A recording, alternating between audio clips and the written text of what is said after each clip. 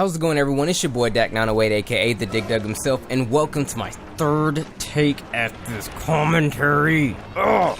Let me just say, I'm so frustrated. This is the third time I'm doing this thing. The first time I totally pressed record. I totally pressed record, and I didn't save the recording. And then the other time I didn't even press record, and now here we are.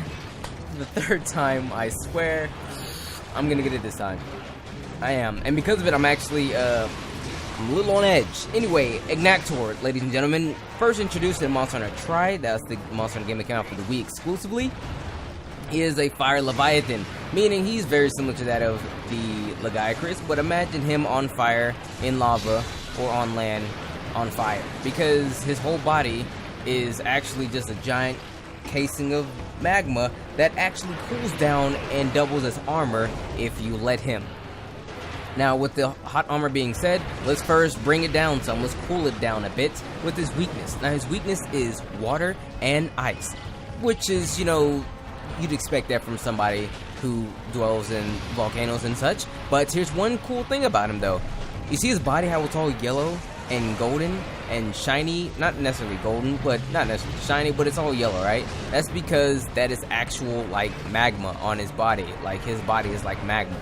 But if he stays above ground and doesn't go sit in the lava or dig underground into the lava, his body goes all black and it hardens up. That is his armor casing, if you will. If you have fire weapons, though, you can actually heat up his body to puncture the soft lava bits, because when he's hardened up and all black like that, it's tough to actually get into the shell. I'm only able to actually get into a shell by using the skill Mind's Eye, which allows me to go and attack no matter what. My weapon doesn't bounce off. Your weapon will bounce off of the Agnaktor if you don't break some of his parts of his body. Like, if you were to attack his tail and it just be broken, you will bounce off of his tail. Now, if you do break all the parts of his body, that is 11 parts you must break. Beak, back, all 4 legs, tail twice. Then you can attack anywhere on his body, and no matter what not heart rate earplugs, Mind's Eye or not, you can attack him freely. But if you want to cool him or heat him up so that way, you know, you can attack the soft bits, you can use the fire weapon to do so. But that's just some little cool thing that, you know, I learned that I guess I share with you guys. So yeah, if you want to bring a fire weapon with this guy, it's not too totally strange to do so. It just means you just want to attack his body as often as you like without worrying about, you know, him digging or going into the lava and whatnot. But moving over, let's talk about his armor really quickly. Now, right now, if you look really nice, I'm actually wearing his armor. The Agnaktor armor is definitely some lance armor. I don't really recommend it with any other weapon in the game. Not a single other weapon in the game will probably benefit at all from this particular monster's armor. Due in part that it comes with Hot-Blooded and Guard 1. And that's it. Hot-Blooded, Guard 1, and 4 slots. Now, maybe you can, you know, squeeze in artillery or something to make like a mock gunlance set, or even make it like a mock charge blade set. But honestly, you can probably find better sets elsewhere. I mean, that's just that. It's a lancing set because that's guard. Having guard on an armor almost always guarantees that it's a lancing set, because guard is so, you know, instrumental to us lance users that just even having on the armor by itself constitutes it to be a lancing set, because guard is to lance as what literally everything else is to everyone else. Like, honestly. Same thing with gun lance. If you put artillery expert or novice on a set, we will turn that into a gun lance set.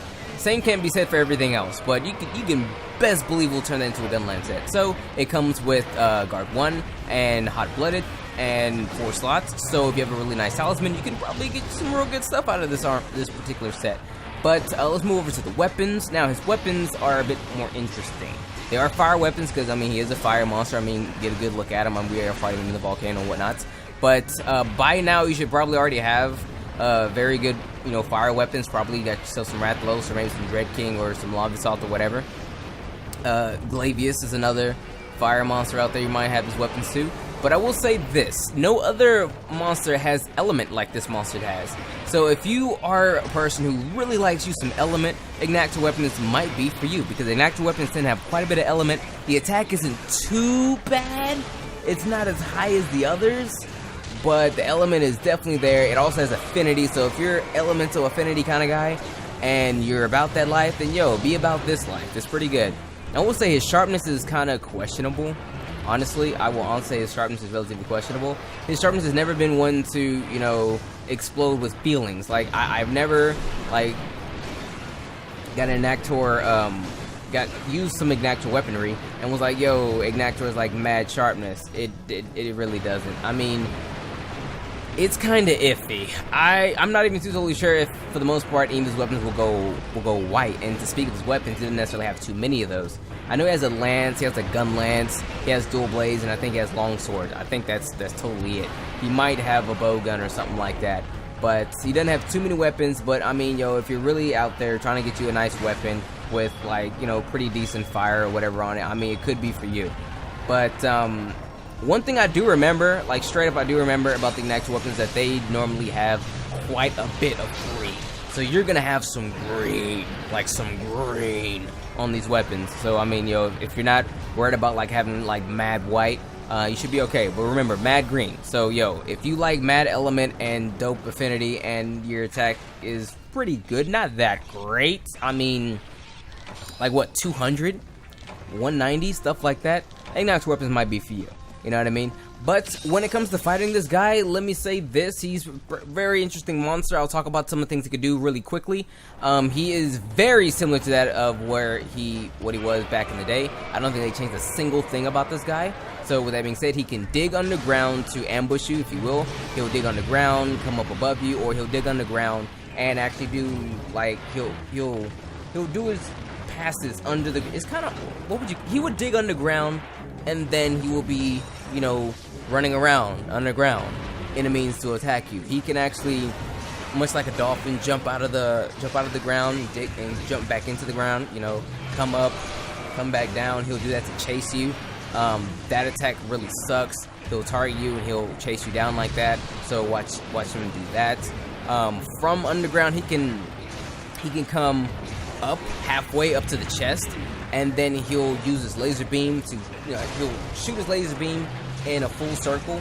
Because his Leviathan has a long neck, he can like full, you know, 360 with his neck, and he'll shoot his laser beam in a circle. He can do it quickly, like he'll jump out of the ground half, like chest high, and do it really quickly. He'll do one where he'll charge it up, where he'll clap his beak together, clack, clack, clack, clack, clack, clack, and then boom. He also has one where he'll just do it on the ground, like standard, straight up. He'll just hit you with the beak. I mean, he'll hit you with the laser beam. So watch for the laser beam.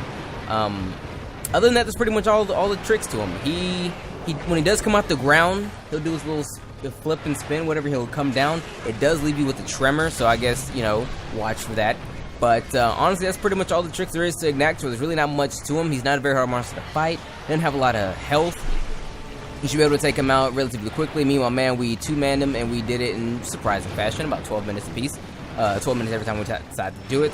But, yo, that's the Agnaktor. He makes pretty cool looking armor, kind of like a Spartan if you like that kind of thing. His weapons are pretty decent, really good on the element. Green sharpness out the wazoo. And, I mean, affinity, that's what's up. But other than that, everyone, that's pretty much all I have for you guys when it comes to this Agnaktor. I'm pretty sure there's a couple other things out there that I forgot to mention. But for the most part, everything I gave you should help you out. If you like what you saw, or if you didn't like what you saw, let me know by giving it a rating on the video. But with that being said, it's been your boy Dak908, aka the Dig Dug himself. And as always, may the desire sense of forever be in your favorite. And I'll see you all on the next video. Take care, everyone.